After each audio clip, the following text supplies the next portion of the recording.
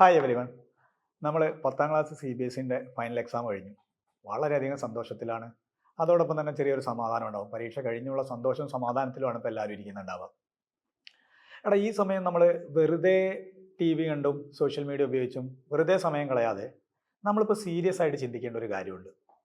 അതെന്താണെന്ന് ചോദിച്ചു കഴിഞ്ഞാൽ, ഇനി നമ്മൾ +1 +2ന് ഏത് കോഴ്സ് എടുക്കണം, എൻ്റെ കരിയർ എങ്ങനെ ബിൽഡ് ചെയ്യണം, ഞാൻ ഏത് പ്രൊഫഷനിലേക്കാണ് പോകേണ്ടത് എന്നൊക്കെ ചിന്തിക്കേണ്ട ക്രൂഷ്യൽ ആയിട്ടുള്ള ഒരു ടൈമാണ്.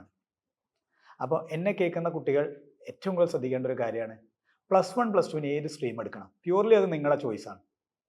നമ്മുടെ കരിയർ ബിൽഡ് ചെയ്യാൻ പറ്റുന്ന ഒരുപാട് കോഴ്സസ് ഉള്ള ഒരുപാട് എക്സാമുകൾ എഴുതാൻ പറ്റുന്നത് എസ്പെഷ്യലി സയൻസ് സ്ട്രീം ചൂസ് ചെയ്യുന്ന ആളുകൾക്കാണ്. സയൻസ് സ്ട്രീമിൻ്റെ പ്രത്യേകത എന്താണെന്ന് ചോദിച്ചു കഴിഞ്ഞാൽ, ചെറുപ്പം തൊട്ടേ നിങ്ങൾ സ്വപ്നം കണ്ടുകൊണ്ടിരിക്കുന്ന ഒരു ഡോക്ടർ ആവുക, അല്ലെങ്കിൽ ഒരു എഞ്ചിനീയർ ആവുക, അതല്ലെങ്കിൽ മെഡിക്കൽ അഫിലിയേറ്റഡ് ആയിട്ടുള്ള കോഴ്സസ്, അല്ലെങ്കിൽ എഞ്ചിനീയറിംഗ് ബേസ്ഡ് ആയിട്ടുള്ള കോഴ്സസ് ഒക്കെ ചെറുപ്പം തൊട്ടേ സ്വപ്നം കാണുന്നവരായിരിക്കും നിങ്ങൾ.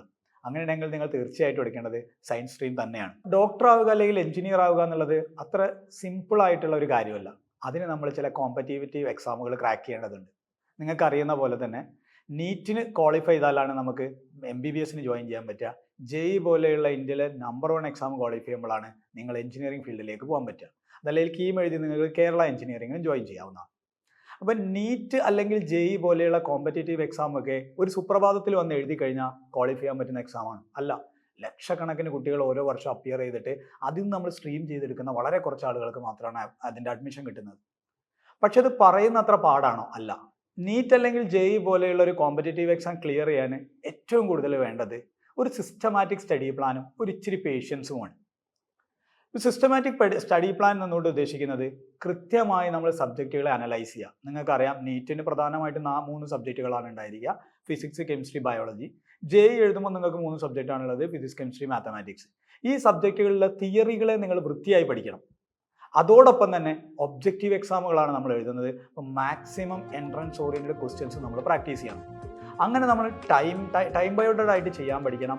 അതുപോലെ തന്നെ എറർലെസ് ആയിട്ട് ചെയ്യാൻ പഠിക്കണം. ഇത് രണ്ടും അറിയണമെന്നുണ്ടെങ്കിൽ നമുക്ക് തിയറി വൃത്തിയായിട്ട് അറിയണം. അപ്പോൾ തിയറി കൃത്യമായി പഠിക്കണം. ഒബ്ജക്റ്റീവ് എക്സാം എഴുതാൻ അതുവഴി നമുക്ക് എളുപ്പമാവാൻ പറ്റും.